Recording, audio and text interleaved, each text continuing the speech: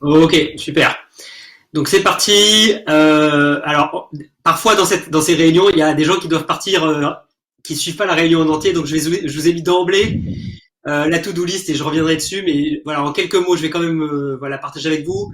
Donc on va regarder, on va voir un certain nombre de choses dans cette réunion, mais les trucs un peu clés, c'est on a un chat qui est un outil qui s'appelle Mattermost et je vous donnerai les liens pour vous connecter à l'issue de la réunion. On a une base de connaissances qui est un wiki et là aussi vous pourrez, je ferai la demande pour que vous ayez les accès. Il y a un trombinoscope et vous pouvez renseigner vos informations dans le trombinoscope pour que les autres membres puissent voir qui vous êtes. On a plusieurs articles qui décrivent, enfin voilà, qui sont intéressants d'un point de vue méthodologique pour rentrer un peu dans le sujet et je les partagerai avec vous. Pour ceux qui n'ont pas encore vu ça, on a des données qui sont disponibles soit sur le site Boavista, soit dans GitHub et vous pouvez y accéder. On a un certain nombre d'outils qui sont développés, qui sont dans GitHub, qui sont également accessibles via le site boavista.org. On a des réunions toutes les 2 semaines. Je suppose que vous avez reçu mon invitation pour la réunion de demain matin. Si c'est pas le cas, c'est qu'il y a un pépin. Normalement, on enregistre un certain nombre de réunions et de présentations, et donc il y a un fichier dans lequel vous pouvez retrouver des vidéos de sessions passées. Donc ça peut être intéressant pour vous pour voilà vous familiariser avec un certain nombre de sujets. Et on essaye d'envoyer des questionnaires aux gens qui ont rejoint Boavista quelques semaines ou quelques mois plus tard pour avoir un retour d'expérience de leur part et essayer d'améliorer ce processus d'accueil et d'intégration. Donc voilà, vous êtes susceptible de recevoir un message de Océane. Ceci étant dit, voilà, ça fait peut-être un peu beaucoup de choses, mais vous allez comprendre pourquoi je vous ai dit tout ça. Parce que je vais vous présenter un petit peu le fonctionnement de l'organisation, enfin le fonctionnement de l'association. Donc je pense que vous avez tous eu une présentation de Boavista, que ce soit de ma part, de la part d'Eric ou d'autres gens de Boavista. Mais donc Boavista, c'est une association loi 1901 qui existait sous forme de collectif depuis le 16 juin 2020 et qui s'est transformée en association loi 1901 en décembre de l'année dernière.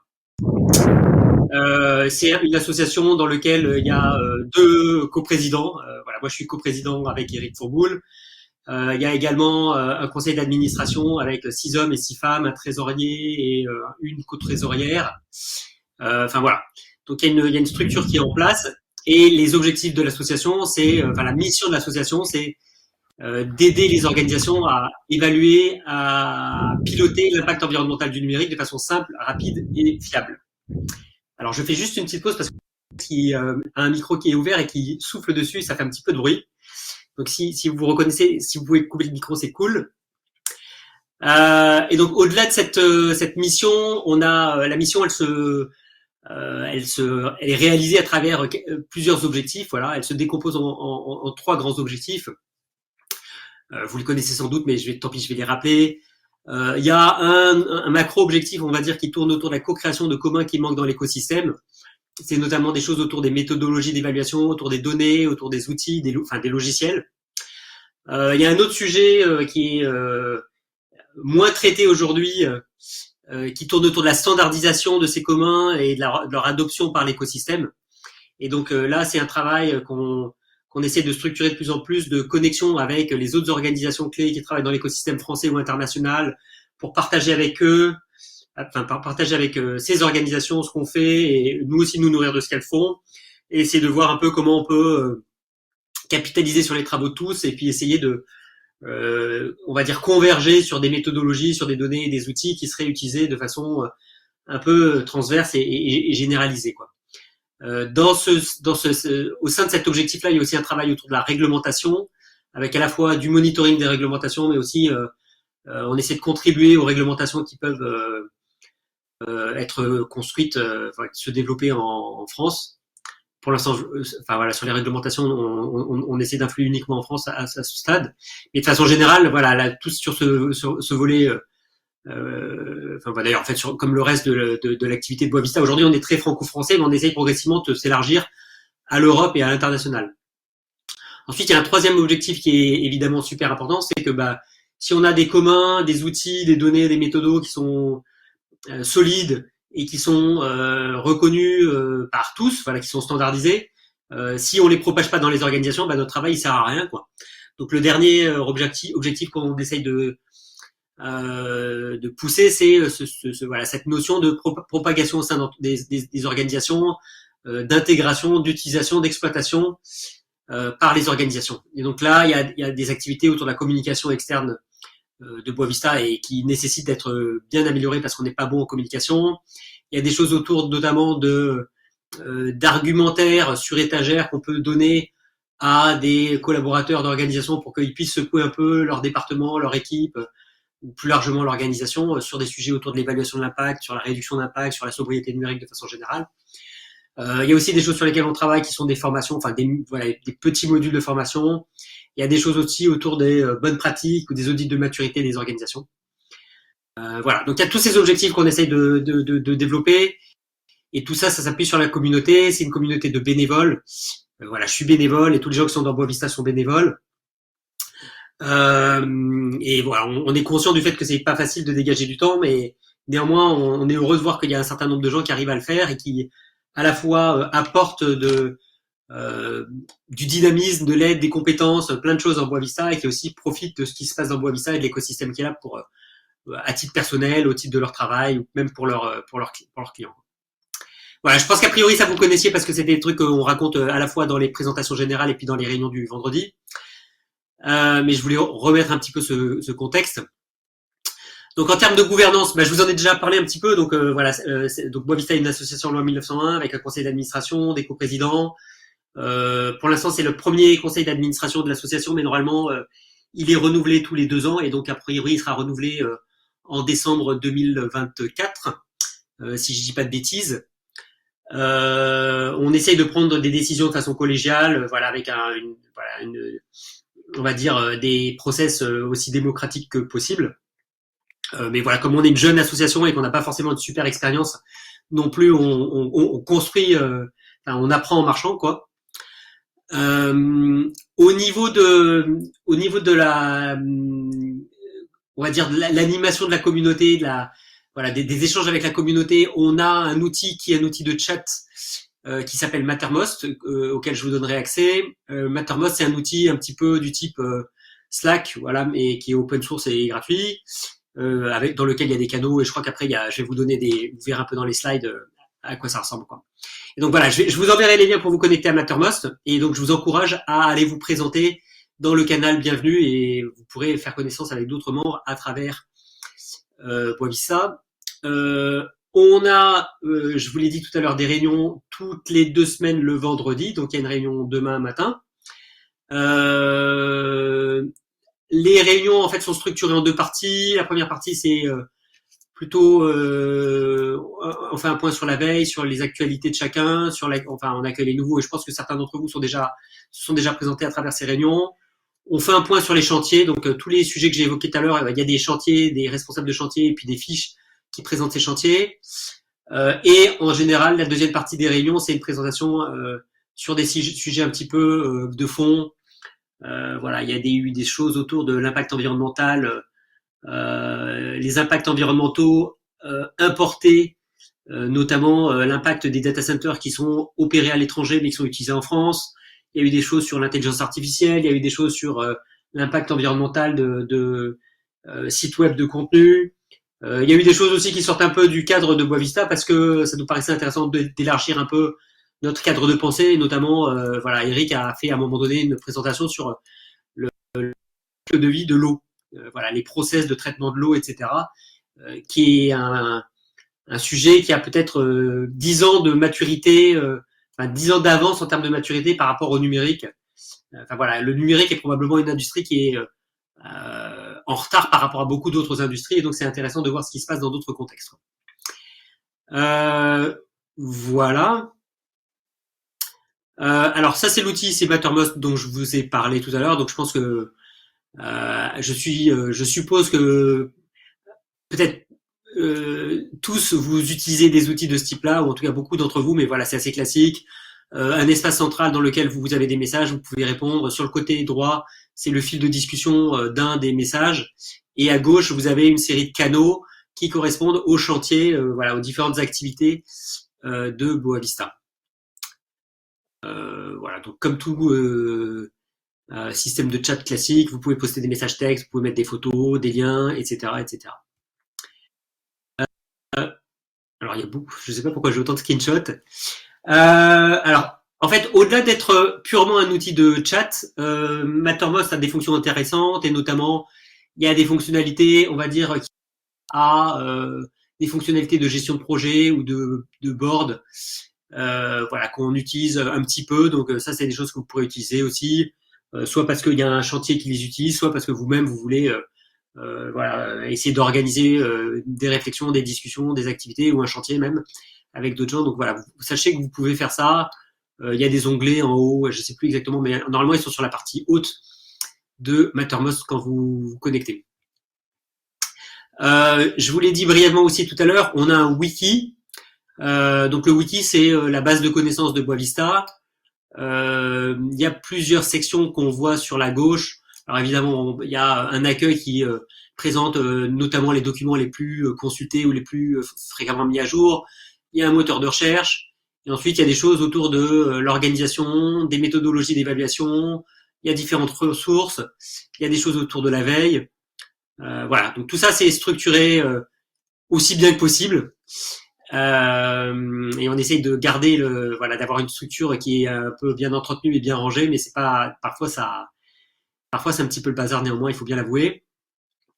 Je vous encourage, une fois que vous aurez les liens et puis les comptes pour le wiki, à aller regarder et farfouiller et comprendre un petit peu la structure qui a été voilà, qui a été définie, et j'espère que ça sera assez lisible pour vous. Voilà, sans plus d'explications, quoi. Voilà, quelques exemples d'articles qui sont dans le wiki, et avec le côté gauche, vous pouvez voir un petit peu quelques sections. Sinon, Boavista est aussi présent sur les réseaux sociaux. Alors, on est présent sur LinkedIn, et en fait, LinkedIn ne permet pas d'avoir des pages qui présentent des associations. Et donc le seul truc qui ressemble le plus à des associations sur LinkedIn, c'est des entreprises à but non lucratif. Donc, mais bon, vous avez bien compris que Boavista n'est pas une entreprise, c'est une organisation, mais néanmoins c'est ce type de structure qu'on a choisi pour notre page. Et donc il y a une page qui est dédiée avec des informations qu'on poste de temps en temps. Et si jamais vous voulez donc vous pouvez évidemment suivre la page de Boavista sur LinkedIn si ça, enfin, je vous y encourage si vous êtes sur LinkedIn. Et par ailleurs, si vous voulez marquer votre appartenance à Boavista, vous pouvez aussi dire que, enfin, mettre dans votre CV LinkedIn que vous êtes, que vous travaillez chez Boavista, je crois. Et ça doit être ça l'intitulé, quoi. Voilà. À nouveau, Boavista n'est pas une entreprise, c'est une association à but. Alors, je vous dis ça, je crois qu'il n'y a pas de screenshot, mais il y a aussi Boavista qui est présent sur Mastodon. Je ne sais pas si vous êtes sur Mastodon, et je pense que je ne sais plus d'ailleurs quel est l'identifiant de Mastodon. Alors je suppose que si vous êtes sur une instance Mastodon et que vous faites une recherche sur Boavista avec un Z, vous nous trouverez. Si c'est pas le cas, vous pouvez demander à Youn Cheney, qui vous donne exactement les coordonnées du compte Boavista. Ou alors vous pouvez me demander à moi, je pourrais vous le refournir si vous utilisez ce réseau social, quoi. On n'a pas d'autres comptes sur les autres réseaux sociaux aujourd'hui. Sur Twitter, pour une raison inconnue, on a été interdit de créer un compte, probablement parce qu'il y avait quelqu'un qui avait utilisé le nom Boavista auparavant et il avait été bloqué. Donc voilà, on a été. Et puis voilà, on n'a pas fait de démarche sur Facebook ou sur d'autres réseaux sociaux, quoi. Donc voilà. Donc on est sur LinkedIn, sur Mastodon, et j'espère que voilà, vous pourrez nous trouver là-bas, quoi. Donc je vous ai dit sinon qu'il y avait un trombinoscope. Alors le trombinoscope, il faut que vous ayez déjà un accès au wiki pour pouvoir y accéder, parce que je crois que le lien est alors je sais plus exactement pour quelle raison, mais en fait parce que je pense qu'il y a une question qui est liée au login. Je pense qu'on vous crée un login vers différents outils, qui est un login commun entre le wiki et le trombinoscope et peut-être d'autres choses. Et donc voilà, tant que vous n'avez pas votre accès au wiki, vous n'avez pas l'accès au trombinoscope non plus. En tout cas, voilà, je vous encourage, une fois que vous avez vos codes d'accès, à aller voir ce trombinoscope et à saisir vos coordonnées pour que les autres membres puissent vous identifier. Peut-être qu'un jour, on utilisera ce trombinoscope pour donner un peu de visibilité sur le site web à propos des gens qui ont rejoint Boavista. Voilà, c'est pas. Enfin, aujourd'hui, c'est des réflexions qu'on a. Il y a rien d'acté, mais je pense qu'il y a c'est une possibilité qui pourrait se réaliser dans quelques mois. Euh, alors les biwik, en fait, j'en ai déjà parlé tout à l'heure. Hein. Voilà, je vais peut-être pas revenir dessus, mais donc la première partie, c'est plutôt destiné à parler des chantiers, des objectifs, et puis de l'actualité et des nouveaux membres. Et la deuxième partie, c'est des présentations. Demain, on aura une présentation sur une communauté orientée sur le bilan carbone, en fait. Voilà, une communauté qui est peut-être avec un périmètre un petit peu différent de Bois. C'est pas une communauté qui est dédiée au numérique et qui est pas avec une vision analyse de cycle de vie et multicritères comme Boavista, mais néanmoins ça pourrait être intéressant de voir ce qu'ils font et s'il n'y a pas des ponts qu'on peut créer avec eux. Et je crois qu'il y a une deuxième partie de la présentation, mais je ne sais plus exactement quel est le thème, je m'excuse. Ces présentations qu'on fait en deuxième partie de réunion, c'est des présentations qui sont tenues et déroulées soit par des membres de Boavista, soit par des gens qu'on a souhaité inviter parce qu'ils nous paraissaient, parce que c'était des gens qui faisaient des trucs pertinents, intéressants, qui faisaient progresser l'état de l'art. Et tout à fait les bienvenus pour soit vous proposer parce que vous avez travaillé sur des sujets qui vous paraissent intéressants, soit parce que vous avez des problématiques particulières que vous voulez soumettre et solliciter l'aide d'autres membres. Ou encore, une autre possibilité, c'est que vous avez identifié des organisateurs, des gens qui sont extérieurs à votre organisation ou à Boavista, qui sont même peut-être à l'étranger, mais qui font des choses intéressantes. Et auquel cas, nous, on est très friands des coordonnées de ces gens-là pour aller les contacter et leur proposer de venir dans nos réunions. Et du coup, je vais peut-être faire une petite pause là pour vous demander, est-ce que vous-même, il y a des sujets que vous aimeriez proposer, sur lesquels vous avez soit travaillé, soit sur lesquels vous avez des difficultés, ou est-ce qu'il y a des acteurs que vous connaissez autour de la thématique l'évaluation de l'impact environnemental du numérique et que vous souhaiteriez proposer? Est-ce qu'il y a des gens qui veulent prendre la parole là sur ce sujet?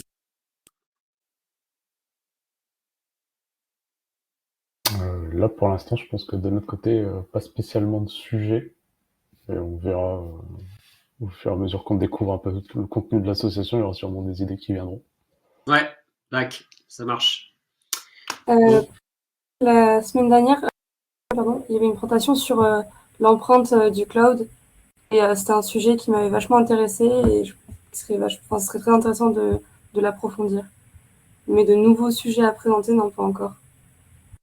Ouais, ok. Bah écoute, alors attends, tu parles la semaine dernière, c'était il y a 2 semaines, c'est ça?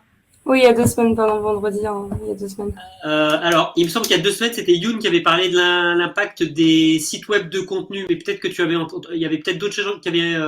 Oui, je me rappelle, c'est Alexis qui avait parlé de, effectivement, il essaye de recenser en fait les bonnes pratiques autour de l'impact du cloud.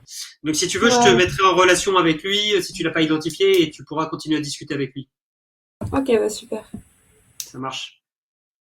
Est-ce qu'il y a d'autres sujets là? Est-ce que vous voulez prendre la parole sur d'autres sujets? Soit parce que vous avez travaillé sur des trucs, soit parce que vous avez une épine dans le pied et des difficultés que vous voulez partager avec d'autres, soit vous avez vu dans votre veille ou dans l'écosystème des choses intéressantes qui mériteraient d'être présentées auprès des membres de l'association.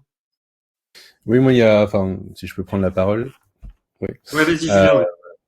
Il y a 2 sujets sur lesquels on travaille. Le premier, c'est faire tourner des benchmarks de recherche sur les outils de Boavista pour en fait sortir des métriques sur des larges spectres de données et de cas d'usage. Ouais. Et du coup, de démontrer la véracité des résultats obtenus avec Scaphandre, les outils Boavista, etc. Et le deuxième, c'est une discussion en cours avec un cloud provider pour récupérer des datas qui nous permettraient de faire l'évaluation d'impact sur des instances serverless et lambda. Enfin, c'est pas Amazon, mais l'équivalent des lambda chez Amazon. Donc, pour aller plus dans le détail sur des trucs qui sont très à la mode depuis pas mal d'années, qui font tout ce qui est serverless, quoi. Et tu penses que là-dessus, tu pourras présenter des choses sous quelques mois, quoi? Là, le projet avec le cloud provider, ce serait l'objectif, c'est d'avoir des premiers résultats d'ici fin d'année, donc novembre, décembre, quoi. Ok. Et sur l'autre projet? Et sur l'autre projet, c'est ASAP. Là, aujourd'hui, on a priori tout ce qu'il faut. C'est plus de la bande passante. Ok. Bon, écoute, en tout cas, je t'enverrai un fichier dans lequel tu pourras éventuellement saisir ces thématiques en mettant une petite date cible sur une éventuelle intervention, quoi. Voilà. Ok, ça marche. D'ailleurs, s'il y a des gens qui veulent participer, c'est le bienvenu, forcément. Merci beaucoup, en tout cas, pour ces propositions. Alors, ensuite, je vous signale qu'on essaie d'organiser des apéros de temps en temps. Alors, je sais pas où vous êtes basé, on s'est pas dit ça tout à l'heure, mais bon, il y a une communauté Boavista qui est assez importante à Paris, même si on est heureux de savoir, on est heureux d'avoir des membres qui sont également un peu partout en France, et ça c'est vraiment cool, quoi. Merci la visioconférence, quoi. Alors en fait, j'ai mis le premier mardi du mois. Je me rends compte que j'ai tenté à une époque d'essayer de tenir un apéro par mois, mais en fait j'ai pas réussi. Mais néanmoins, on va essayer de relancer ça, quoi. Peut-être pendant l'été, ça pourrait être cool, quoi. Je regarde la date là, pour le mois d'août, peut-être qu'on pourrait essayer de lancer ça, quoi.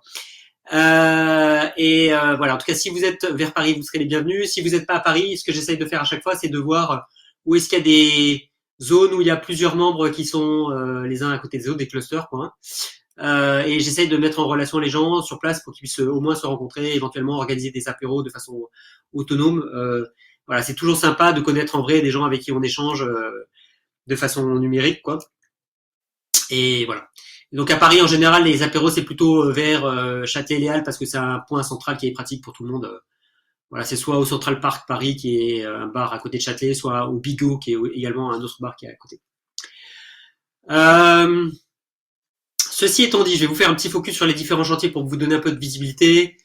L'histoire des chantiers, en fait, c'est que, grosso modo, donc il y a un certain nombre de personnes qui ont décidé de s'emparer de plusieurs sujets, plusieurs chantiers, pour à la fois essayer de les faire avancer et puis partager leurs autres, et puis fédérer des gens qui vont apporter des visions complémentaires.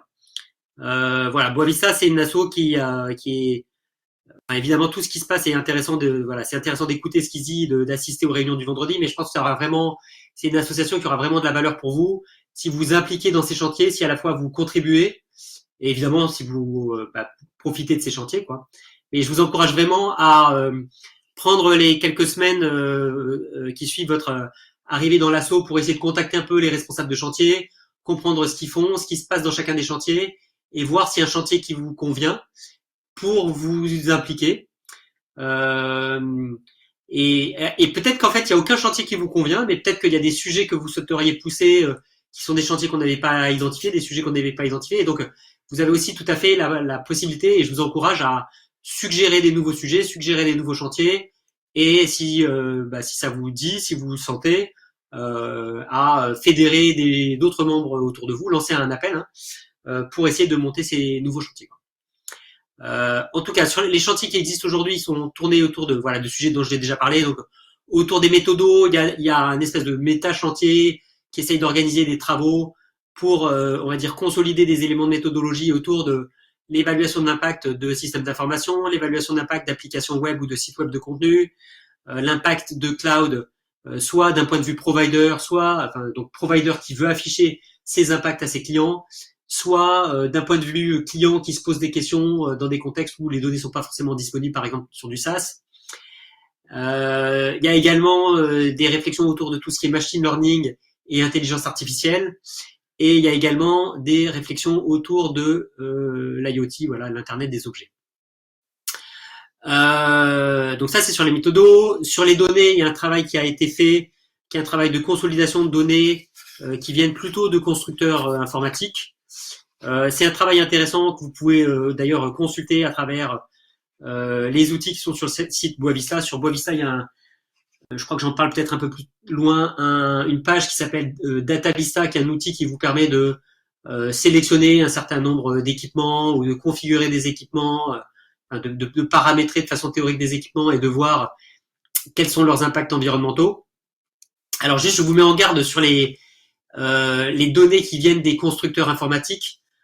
Ces données en général, déjà c'est des données qui sont des données carbone, c'est pas des données multicritères, c'est des données qui parfois ont quelques années, c'est des données pour lesquelles souvent la méthode n'est pas documentée et notamment on ne sait pas si les constructeurs intègrent ou pas des choses du genre certificat bas carbone, compensation, etc., etc. Donc il y a une certaine disparité dans les résultats qu'on perçoit des constructeurs et donc on les utilise aujourd'hui exclusivement à des fins qui sont des fins pédagogiques aujourd'hui. Et si on veut faire de l'ACV, il y a d'autres données qu'on utilise, notamment des données d'impact multicritères, voilà, qui ont été produites par des labos, soit qui sont open source, soit qui sont dans des bases payantes que vous connaissez peut-être. Hein.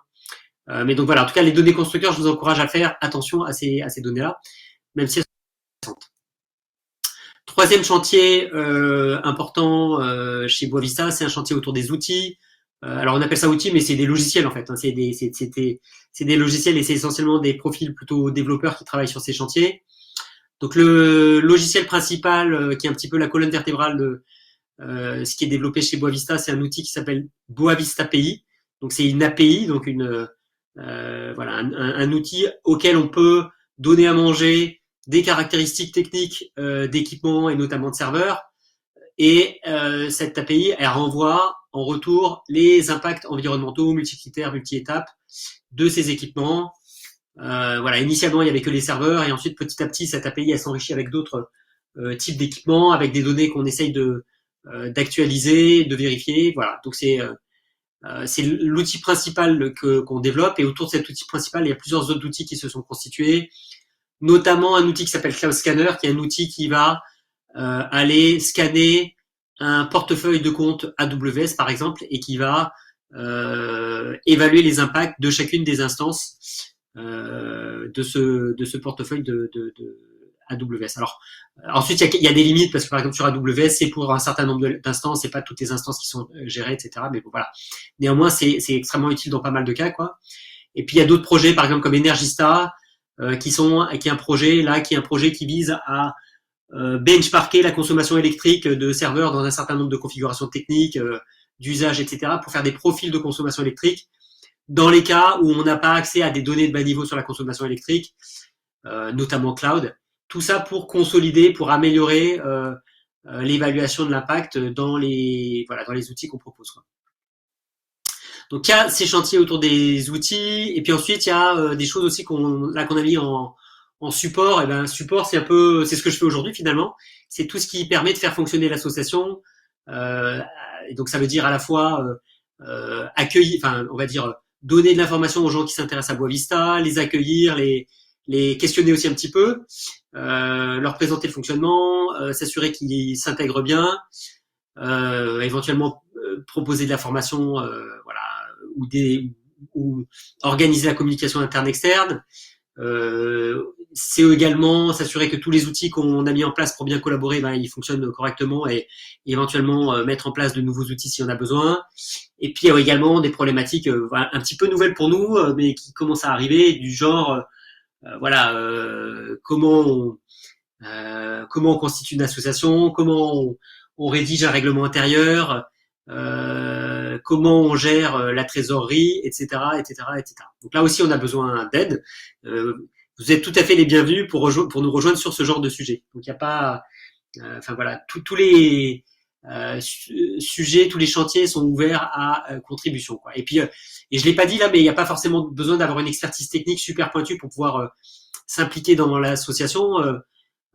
Si vous avez une expertise, vous pouvez en faire profiter les autres. Mais si vous avez un profil plus généraliste, que vous intervenez sur des sujets de gestion de projet, de communication, de facilitation, de ce genre de choses, il y a tout à fait possibilité d'apporter votre aide sur tous ces chantiers-là. Alors, les slides suivants, c'est des slides qui détaillent un petit peu les différents chantiers. Mais comme je vous les ai présentés brièvement par oral, je suis pas sûr que ça vaille le coup que je vous les détaille complètement. Ce que je vais faire, c'est que je vais vous envoyer ce support de présentation, je vais vous l'envoyer.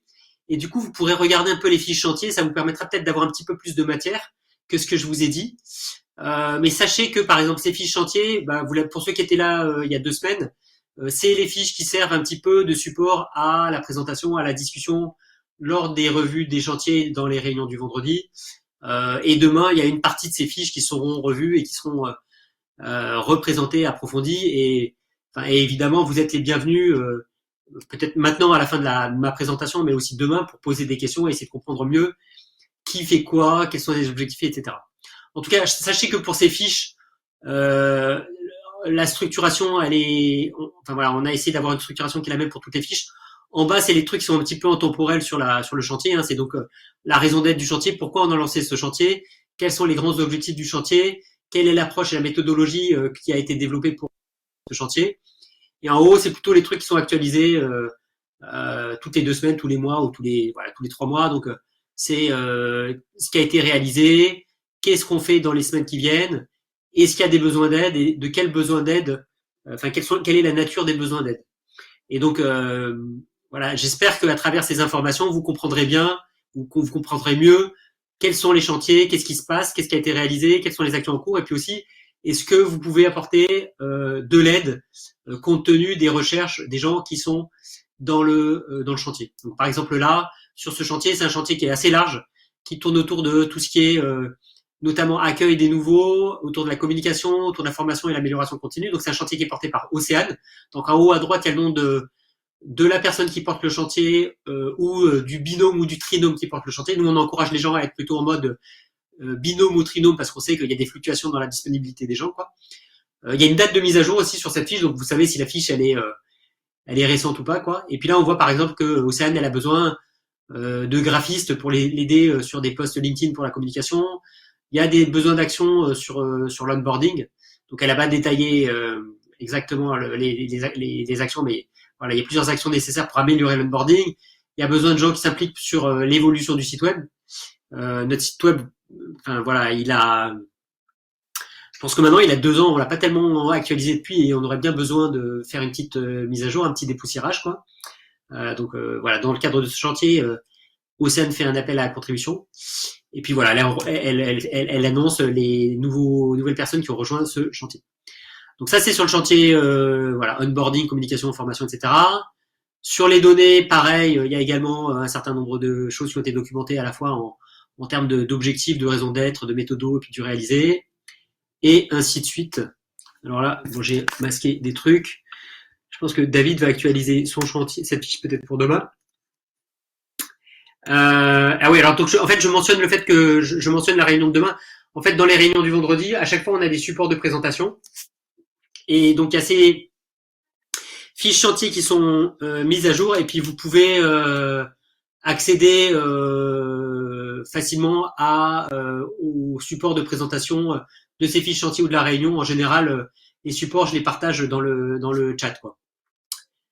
Donc voilà, demain, peut-être que ces fiches seront un petit peu mises à jour par rapport à ce que je vous présente. Donc les différents outils sont présentés. Energista, je vous en ai parlé, le machine learning, tout ce qui est conviction vers le top management, faire bouger un peu les organisations avec des arguments sur étagère. Là, il y a Julien qui a présenté des résultats et il y a 2 vidéos qui permettent de voir un petit peu quels étaient ces résultats. Réglementation, là aussi, il y a du travail. Donc la réglementation, c'est un travail sur le monitoring des réglementations françaises, et notamment les nouvelles réglementations qui pourraient impacter les entreprises ou les organisations en termes d'évaluation d'impact environnemental du numérique ou en termes d'affichage. Et puis on essaye aussi de pousser nous-mêmes des suggestions. On a par exemple été associé à un chantier qui s'appelle le HCNE, le Haut Commissariat au numérique éco-responsable, et Boavista a contribué à des fiches chantiers qui étaient remontées vers le ministère de la Transition écologique. Là, il y a un sujet que Alexis appelait baromètre de la mesure de l'impact du cloud, mais j'appellerais ça plutôt collecte des bonnes pratiques en termes d'évaluation d'impact du cloud. Donc, en fait, ils souhaitent interroger les organisations sur comment elles évaluent l'impact de leur cloud, quelles sont les bonnes pratiques qu'elles ont pu développer, où est-ce qu'il y a des freins, où est-ce qu'il y a des limites, où est-ce qu'il y a des inconnus aussi, pour essayer de en fait ensuite derrière faire une synthèse et peut-être identifier où est-ce qu'il y a besoin de soit d'avoir plus de matière de la part des cloud providers, soit d'encourager les organisations à être plus exhaustives ou plus exhaustives ou plus méthodologiques, on va dire, dans leur démarche d'évaluation d'impact du cloud, quoi. Et voilà.